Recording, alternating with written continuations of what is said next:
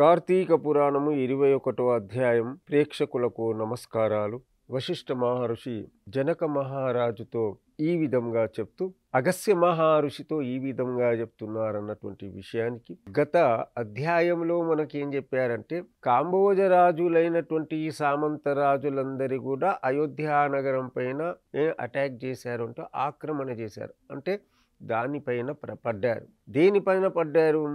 అయోధ్య నగరం పైన ఉన్నటువంటి ఎప్పుడైతే పురంజరుని యొక్క రాజ్యం పైన ఎక్కడెక్కడైతే విస్తరింపబడ్డదో ఆ యొక్క రాజ్యం అంతే కూడా చాలా ఆహాకారంతో ఉంది. అక్కడ ఆ రాజ్యం ఎలా ఉపయోగించారన్నటువంటి విషయానికి అశ్వాల పైన, అనగా గుర్రాల స్వవారీ పైన, గజాల పైన, ఏనుగుల పైన, మరి రథాల పైన, మరియు ఎలా యుద్ధం చేసేవారండి ఆ కాలంలో అంటే ముష్టిక యుద్ధం చేసేవారు, అనగా కర్ర యుద్ధము, సాము యుద్ధం ఇలా చేసేవారు. అలా భయంకరమైనటువంటి యుద్ధము ఇద్దరికి జరుగుతూనే ఉంటుంది. ఏ ఇద్దరికి జరుగుతుందండి? అటు అశ్వాలతో అశ్వాలకు, గుర్రాలపై ఉన్నటువంటి సైనికులు ఎవరైతే ఉన్నారో గుర్రాలపై వారికి యుద్ధం జరుగుతుంది. ఎక్కడ గజాలపై ఉన్నటువంటి, ఏనుగులపై ఉన్నటువంటి ఎవరైతే సైనికులు ఉన్నారో వారికి యుద్ధం జరుగుతుంది. భూమిపైన ఉన్నటువంటి వారు కర్రలతో కటారులతో అయితే యుద్ధం జరుగుతుంది, అలా జరుగుతుంది. భయంకరమైనటువంటి వాతావరణం ఏర్పడింది. కొన్ని వందల మంది, వేల మంది ఆ యొక్క అయోధ్య నగరమందు, అనగా ఎక్కడైతే అరణ్య ప్రాంతంగా మారిపోవడానికి సిద్ధంగా అయింది. అనగా యుద్ధరంగం అంతా కూడా నెత్తురుతో పడిపోయింది, నెత్తురు కాలువలుగా పారిపోతున్నాయి. ఈ యొక్క కాంబోజీ రాజు యుద్ధం చేస్తుంటే ఆ యొక్క యుద్ధరంగం అంతా కూడా భయానకంగా మారిపోయింది. అంబీరుషుడైనటువంటి రాజు చూడండి, చిన్న తప్పు ద్వారా భయంకరమైనటువంటి వాతావరణం పారిపోయిందంటే కుప్పలుగా అశ్వాలు పడిపోయాయి, ఏంటిది మరి ఏనుగులు పడిపోయాయి. మరి ఇంకా ఎక్కడి ఆ యొక్క యుద్ధరంగంలో చేసినటువంటి, భూమిపైన చేసినటువంటి సైనికుల యొక్క యుద్ధం ఏదైతే ఉందో అనేక మంది, వేలాది మంది చనిపోయారు. ఆ యొక్క అంబీరుషుడు ఆలోచన చేస్తున్నాడు, ఏం చేయాలి, ఎక్కడ చేయాలి, ఎక్కడ పోవాలి. పాపం అతడి యొక్క యుద్ధరంగం నుంచి వేరే దారి నుంచి ఏం చేశారు, తన యొక్క రాజ్యానికి, అంటే తన యొక్క రాజభవనానికి వచ్చేశారు. ఇక్కడ హాహాకారం నడుస్తుంది, అనేకమైనటువంటి జనాలందరూ కూడా చనిపోతున్నారు. బ్రహ్మలోకం నుండి, శివలోకం నుంచి, వైకుంఠం నుంచి వచ్చినటువంటి రథాలు వస్తూనే ఉన్నాయి, వారి యొక్క ఆత్మలు పోతూనే ఉన్నాయి. అంటే ఈ యొక్క యుద్ధరంగంలో కూడా రాజు యొక్క విషయాన్ని, రాజు యొక్క మాటను పాలించి అనేకమైనటువంటి పరమాత్ముని యొక్క ధ్యానం చేసినటువంటి వాళ్ళు, గొప్ప భక్తులు కూడా ఉంటారు. అలాంటి వారికి కూడా వైకుంఠానికి, శివలోకానికి తీసుకోవడానికి ఆ యొక్క భటువులు వస్తూనే ఉన్నారు. ఇలా జరుగుతూనే ఉంది. అక్కడ పురంధరుడు మాత్రం ఆ యొక్క దారిని మళ్లించి తన యొక్క రాజభవనముకి వెళ్ళిపోయి విచారంతో ఆలోచన చేస్తున్నాడు, ఏడుస్తున్నాడు. నేను ఏం తప్పు చేశాను, ఎలా చేశాను అన్నటువంటి విషయానికి బాగా ఏడుస్తున్నాడు. చూడండి, ఒక విషయం కొద్దిగా ఆలోచన చేసినట్లయితే భక్తుడైనటువంటి వాడు విభక్తుడైన తర్వాత ఎలాంటి సమస్యలు వస్తాయన్నటువంటి విషయానికి మనం తెలుసుకోవాలండి. అంతే కూడా పరమాత్ముని పైన వేసాము అనుకోండి, చిన్న విషయం చాలండి. అంతే కూడా నా జీవితం అంతే కూడా పరమాత్ముని పైన వేసామనుకోండి, ఆ పరమాత్మ అంతే కూడా బాగోగులు చూసుకుంటారు. అంటే మంచిది కానివ్వండి, చెడుది కానివ్వండి, ఏదైనా కానివ్వండి ఆ పరమాత్ముని యొక్క చేతుల్లో ఉంటుంది. లేదా నేనే చేస్తున్నాను, నా ద్వారానే అవుతుంది, ఈ కుటుంబాన్ని నేనే పాలిస్తున్నాను, ఈ కుటుంబాన్ని నేనే పోషిస్తున్నాను అన్నటువంటి భావన కొద్దిగా వచ్చిందనుకోండి, ఏమవుతుందండి, అతడు అనుకుంటూ ఏమవుతాడు, అనేకమైనటువంటి రోగాలకు పాలవుతాడండి. అనగా ఆలోచన అదండి. ఇక్కడ మనకు పురంజరుని యొక్క కథ చెప్పారు, కానివ్వండి ఈ కథను మనం మన జీవితంలో ఉపయోగిస్తే ఎలా ప్రయోజనం వస్తుంది అన్నటువంటి విషయాన్ని తెలుసుకోవాలి. అనేకమైనటువంటి సమస్యలు మన యొక్క నెత్తిలో ఉన్నటువంటి ఎంట్రుకలు ఎలాగైతే ఉన్నాయో అలాంటి సమస్య ఉదయం నుంచి సాయంత్రం వరకు వస్తూనే ఉంటాయి. అనగా ఎలాంటి మనం ఉదయం నుంచి సాయంత్రం వరకు ఎలా భోజనం చేయాలి, ఎలా ఉద్యోగం చేయాలి, ఈ ఉద్యోగం నుంచి ఎలా రావాలి, మరి సంపాదన ఎలా చేయాలి, ఎలా కూడబెట్టాలి, మరి యొక్క సం మన సంతానానికి ఎలా చదివించాలి, ఎలా ఉద్యోగం వారికి చేయాలి, మరి వారి యొక్క సంతానం కలిగిన ఇలా మొత్తం ప్రతిదీ కూడా ఆలోచన చేస్తూనే ఉంటాం. పురంజరునికి జరిగినటువంటి విషయం అది. కాంబోజరాజు ఏమైంది అక్కడ? ఏమైందంటే కేవలం పరమాత్ముని ఆ యొక్క అంబరీషుడు మర్చిపోయాడు. ఆ పరమాత్ముని మర్చిపోయినందుకు ఇన్ని లక్షలాది సైనికులు చనిపోయారు. కోట్లాది రూపాయలు ఆ కాలంలోకి ఎన్నో అక్షోహిణులు అయినటువంటి సైనికులందరూ కూడా చనిపోయారు. ఆ చనిపోయినటువంటి ఆ గుట్టలు గుట్టలుగా పడిపోయింది. ఏం పడిపోయాయి? సైనికుల యొక్క మృతదేహాలు అక్కడ గుట్టలు గుట్టలుగా పడిపోయాయి. ఆ గుట్టలు గుట్టలుగా పడిపోయాయంటే అనేక మంది యొక్క సైనికులు చనిపోతున్నారు. ఆ విచారంతోనే ఏమైంది? అక్కడ వెళ్ళిపోయారు. ఆలోచన చేస్తున్నారు. ఆలోచన చేస్తున్నటువంటి అసలు రహస్యదారిగా అక్కడ వెళ్ళిపోయాడు. సిగ్గుచేటు వచ్చేస్తుంది ఎవరికైనా కానివ్వండి ఇలా జరుగుతూనే ఉంటుంది. ప్రతి జీవితంలో కూడా ఇలా జరుగుతూనే ఉంటుంది.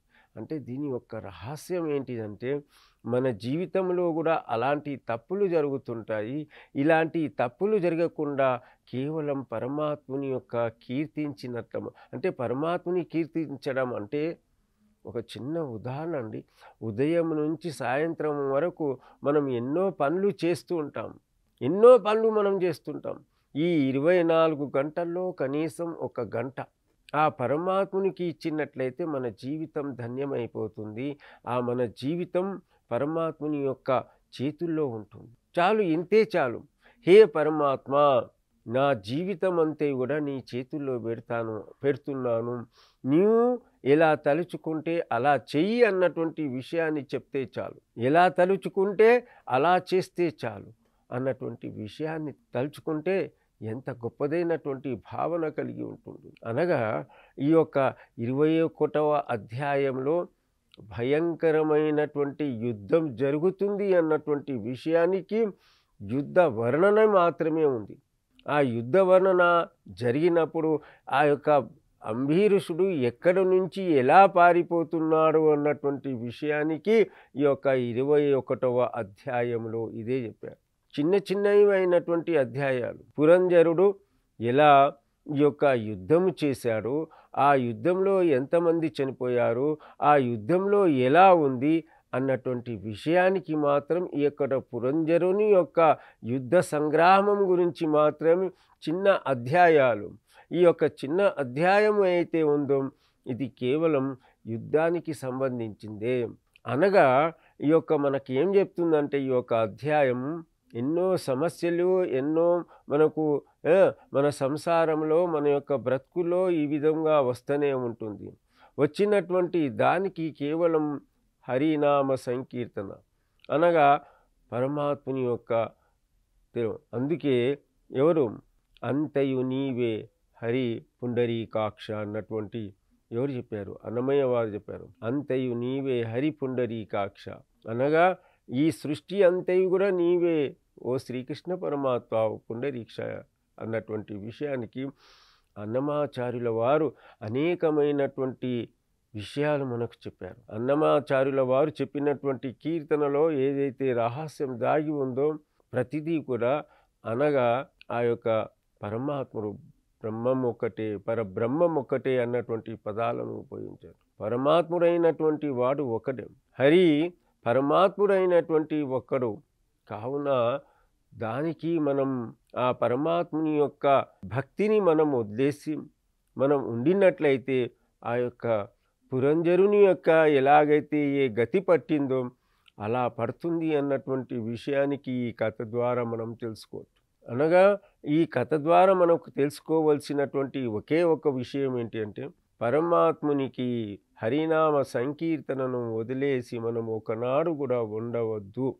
ఏదైనా కానివ్వండి, ఎలాంటి సందర్భాల్లో కానివ్వండి, ఎక్కడైనా కానివ్వండి, పరమాత్మ నీవే కలవు, సర్వంతర్యామివి నీవే, అన్నీ కూడా నీకే చెందుతాయి, అన్నీ కూడా నీవే చేస్తావు. నీకన్నా మించినటువంటి దేవాది దేవ ఎవరు లేరు అన్నటువంటి భావన ప్రతి ఒక్కరిలో రావాలి. కేవలం సామాన్యమైనటువంటి ఇళ్లలో చూస్తుంటాం, తన స్వార్థం కోసం, తన కోసం నేనే చేస్తున్నానన్నటువంటి భావనతో బ్రతుకుతుంటారు. అది ఎన్ని రోజులు అన్నటువంటి బ్రతుకుతారండి. అనేకమైనటువంటి రోగాలకు కారకులైనటువంటి వారు అది నాది నాది నాది అన్నటువంటి విషయంతో అది చెబుతూ ఉంటారు. అది నాది కాదు, అది నీది అన్నటువంటి భావన ఎప్పుడైతే వస్తుందో అప్పుడు సుఖంగా ఉంటాము, ఆనందంగా ఉంటాం. నాది అన్నటువంటి దానంలో, నాది అన్నటువంటి విషయంలో అది మన ఎంబడి రానే రాదు. కేవలం పరమాత్మ ఏమిస్తాడో ప్రతిది కూడా పరమాత్మని యొక్క చేతుల్లో ఉంది. అనగా మన శరీరం అనేది ఏంటి అంటే ఒక ఎంట్రుకను తయారు చేయలేము. అన్నీ కూడా పరికరాలు, అనేకమైనటువంటి రకరకాలైనటువంటి పరికరాలు తయారు చేస్తున్నాం. కానివ్వండి, మానవుని యొక్క శరీరంలో ఉన్నటువంటి అవయవాలు ఏవైతే ఉన్నాయో ఆ అవయవాలను తయారు చేసినటువంటి నాథుడు శ్రీమన్నారాయణుడు మాత్రం. శ్రీమన్నారాయణుడుకి మనం ఏం చేయాలంటే కృతజ్ఞతాపూర్వకంగా ఎప్పుడైతే జీవిస్తామో తప్పకుండా మనకు కాపాడుతాడు. కృతజ్ఞతాపూర్వకంగా మనకిస్తున్నాడంటే మనం ఏం చేస్తున్నామంటే లేవంగానే ఏం చేస్తున్నామంటే ఆ యొక్క ఏదో ఆలోచన చేస్తూ ఏదో చేస్తూ మనం లేస్తున్నాం. అనగా లేవంగానే పరుపు నుంచి పైకి లేవంగానే మనం ఏం ఇస్తున్నాం అంటే ఫలానా వ్యక్తి మనకు ఇన్ని రూపాయలు ఇవ్వాలి, ఫలానా మనం చోటుకు వెళ్ళాలి, ఫలానా వ్యక్తి మనకి ఇన్ని రూపాయలు అతడు ఇస్తా అన్నాడు ఈరోజు అన్నటువంటి, లేదా ఆ యొక్క వైద్యుని దగ్గర వెళ్ళాలి అన్నటువంటి భావనతో లేస్తాం. అనగా ఇక్కడ కాదు, కరాగ్రి అనగా ఈ యొక్క చూడండి అసలు విషయమైనటువంటి విషయం మనం మర్చిపోతున్నామండి. మనకు ఏంటిది, అన్నిటికన్నా మించినటువంటి వారు ఈ ప్రపంచంలో ఉన్నటువంటి వారు ఇద్దరే ఉన్నారండి. ఆకాశాన్ని చూస్తుంటాం, ఆకాశానికన్నా మించినటువంటి వాడు, పొడవైనటువంటి వాడు ఎవరై ఉంటాడు? మన యొక్క కన్న తండ్రి. అతన్నే మర్చిపోతున్నాం. మరి ఈ యొక్క ఓర్పు కలిగినటువంటి భూదేవత ప్రతి దాన్ని కూడా ఓర్పుతో ఉంటుంది. ఎన్ని పనులు చేసినా కానివ్వండి, అంటే ఈ భూమిపైన మనం ఎన్నో రకాలైనటువంటి మనం పనులు చేస్తుంటాం.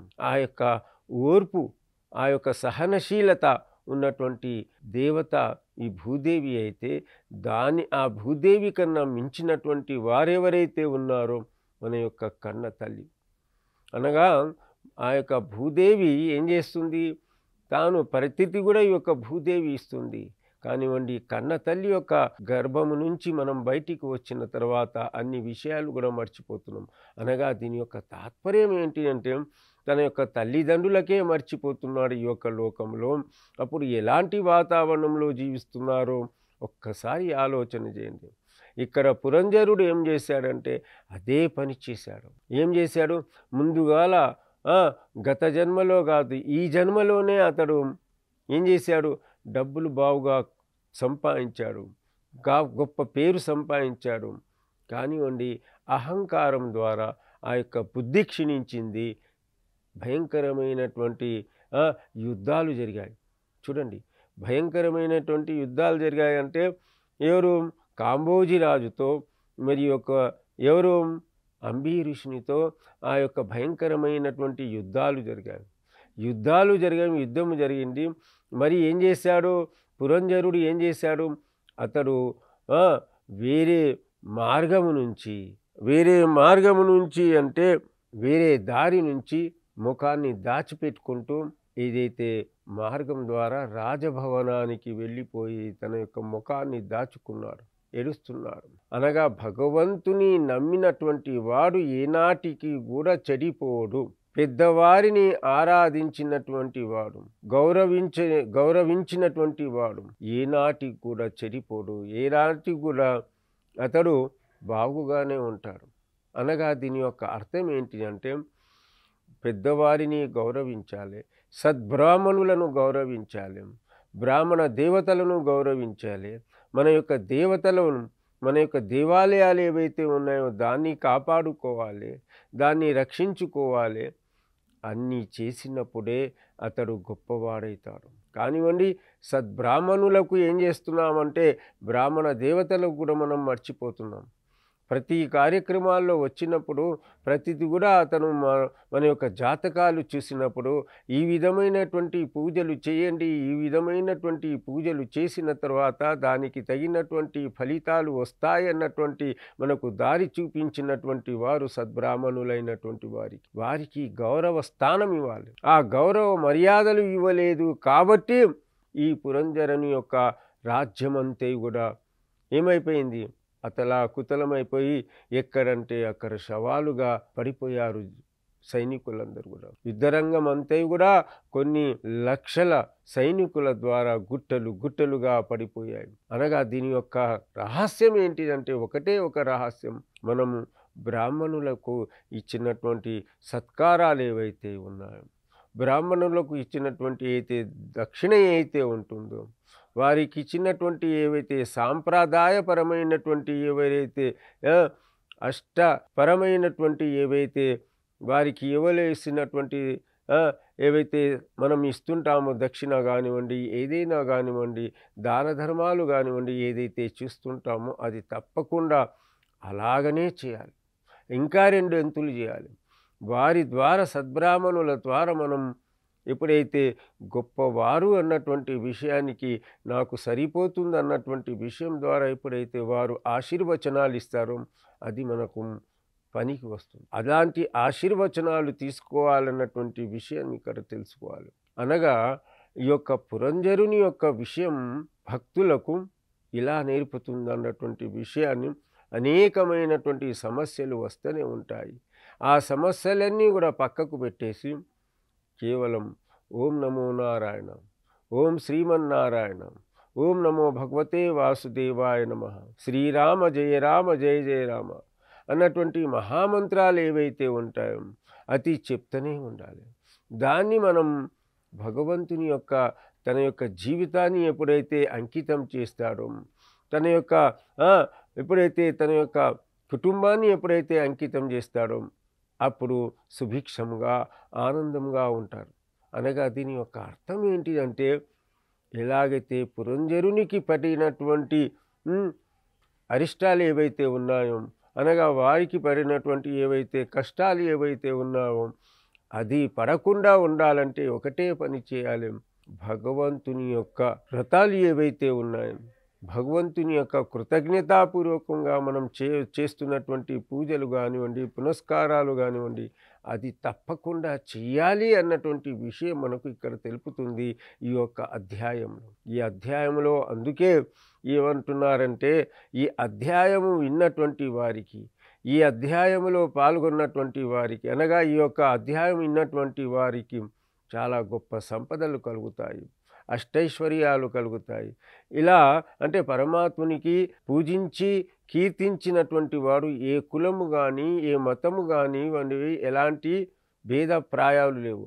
స్త్రీ కానివ్వండి, పురుషుడు కానివ్వండి, ఎవరైనా కానివ్వండి, స్వామివారి యొక్క కీర్తన తప్పకుండా చేయాలి, స్వామివారి యొక్క సేవ తప్పకుండా చేయాలి, స్వామిని వారి యొక్క జ్ఞాపకం తప్పకుండా చేయాలి అన్నటువంటిది మనకు ఇక్కడ ఎవరు, ఆత్రి మహర్షి అగస్త్య మహర్షితో, అనగా పురంజరుని యొక్క విషయాలను, ఈ యొక్క యుద్ధరంగం ఎలా జరిగింది అన్నటువంటి విషయాన్ని ఇక్కడ ఈ యొక్క కథ చాలా చిన్నది, కానీ దాని ద్వారా మనం నేర్చుకోవాల్సినటువంటి విషయాలు ఎన్నో ఉన్నాయంటూ ఈ యొక్క 21వ అధ్యాయం సమాప్తము. స్వస్తి.